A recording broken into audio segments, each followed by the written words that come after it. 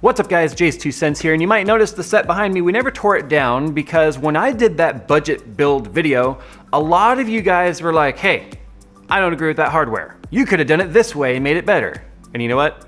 You guys were right. JayzTwoCents is sponsored by Precision Camera and Video, Texas' largest photographer and video retailer. Located in Austin for over 40 years, their giant 20,000 square foot showroom floor, local workshops, and worldwide shipping are just a few reasons why you should head right now to precision-camera.com. So in that video you guys saw that I used an H270M for the Pentium G4560, I forget those numbers. It's easy to remember, 4560, 4560. You guys were mad because that was on Amazon was $87.99, kind of expensive, right? And you guys were mad at me. You're like, you could have gotten an H110 and done a BIOS update because it will support 7th gen CPUs with a BIOS update and you could get that much cheaper. Well, that's what I got right here. The same day that video went live, I ordered an H110M Gaming 3. I'm not convinced that it has the BIOS on it that I already need to update the Intel, the BIOS to recognize the Intel 7th gen processor. But yeah, things are happening over there. Anyway, yeah, so if for some reason I put in the Pentium and it doesn't recognize, it means the BIOS is out of date.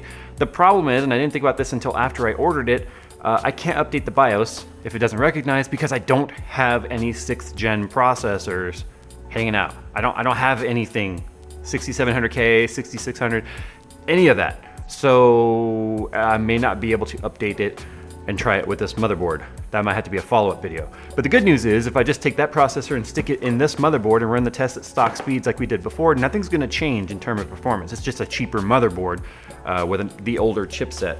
But I would definitely like to test that to keep it as apples to apples as possible. But you guys were also like, what the hell? What gives, dude? Why did you get an A320 motherboard and then put Ryzen in it? Obviously you got to overclock it to make it better. Well, I picked up the B350 Gaming Pro from MSI because it came in actually at the exact... If you guys could see the look Nick is giving me right now. I guess we're gonna test durability in this video. I bought that. I don't hear any rattling. Oh, it's hanging over the edge. I see that now. Where was I? Oh yeah. So I just bought that motherboard and it costs, by the way, you guys can find links to this stuff down at Amazon. $69.99. So that was the exact same price as what I paid for the A320 motherboard. Huh. Now I see why you guys were so mad. So what we're gonna do today, no fancy editing or any montages or that crap. We're gonna just go ahead and we're gonna stick the Athlon in this motherboard, update the BIOS, and then we are going to run our tests again, and then put the Ryzen 3 back in there, run our tests again, and then we'll see where it stood up to the Pentium processor. Because a lot of you guys were super mad about that video. If you guys aren't sure which video I'm referencing to, it'll pop out here. You guys can go and check it out. All right, we'll be back in a sec. Why am I turning? Oh, yeah.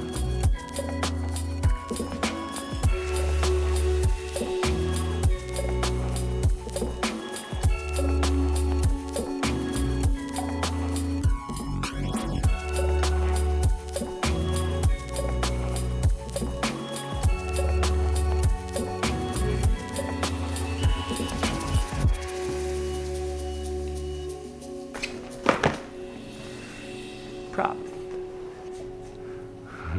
It's props. So this video has kind of taken an interesting turn here in that we were testing stuff, obviously, once again. The Intel fortunately booted with our motherboard. I did, of course, do a BIOS update on the AMD board as well to make sure that it supported Ryzen fully.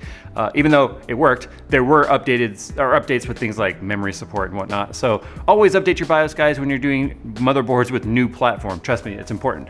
Couple interesting things here, though.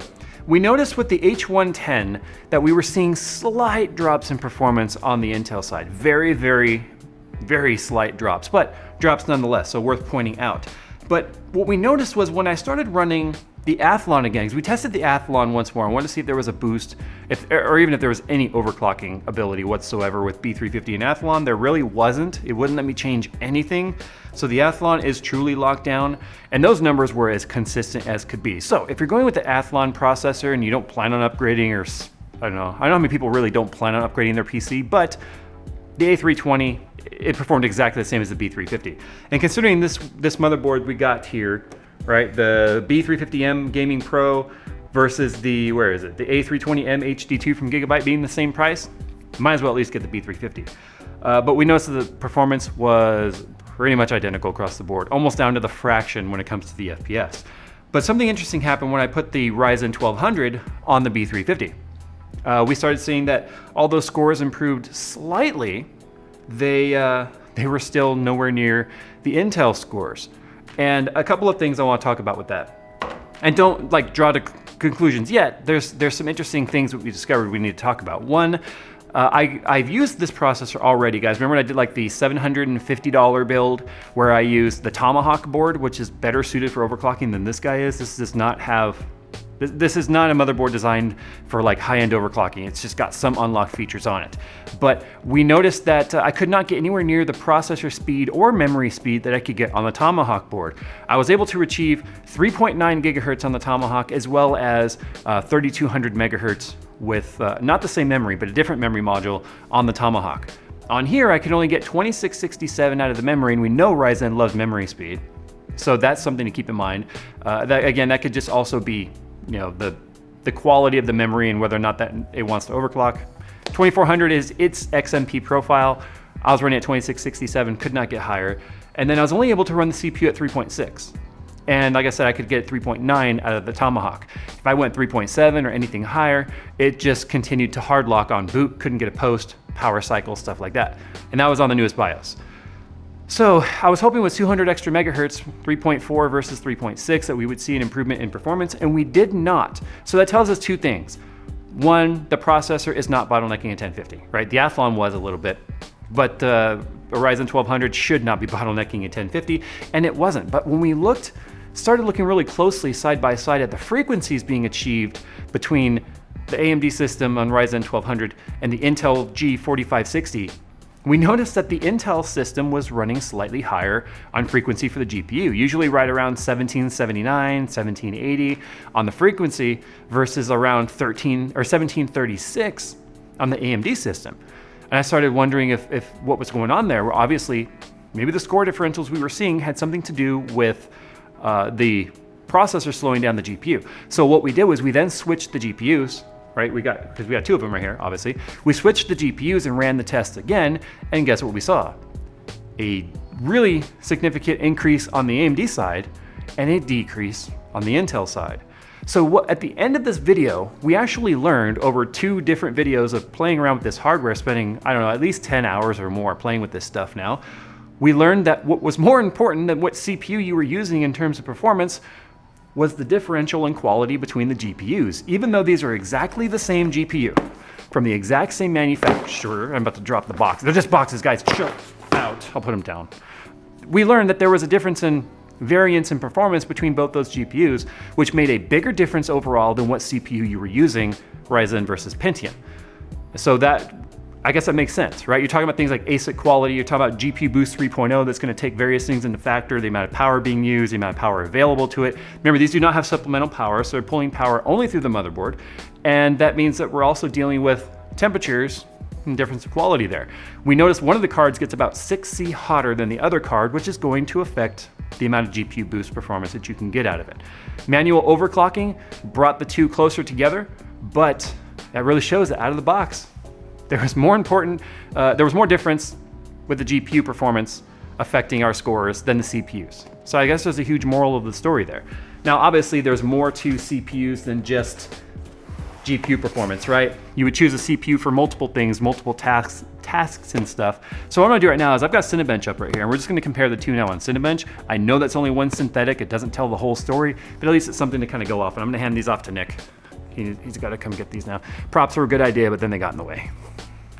So I'm gonna start both of these tests on the count of 3. 1, 2, 3.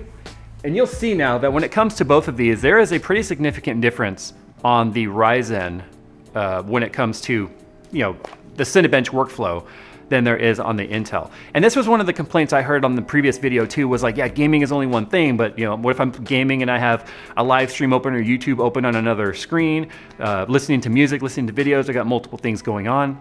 Then what? Then am I gonna get a better experience on AMD, or am I gonna get a better experience on Intel? And if you use Cinebench as sort of a base marker, you can see obviously Ryzen, is just smashing the Intel when it comes to multi-threaded performance. And it goes without saying, and people know Intel has better instructions per clock, which games will usually leverage.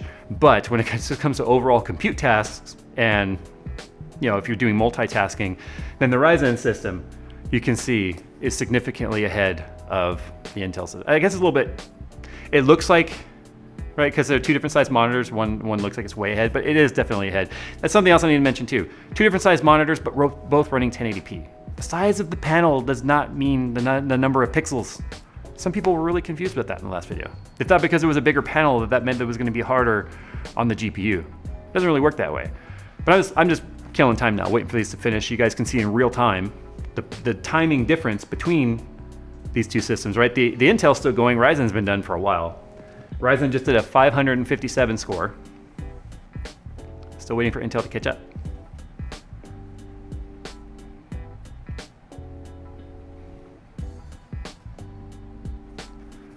Hyperthreading, yo.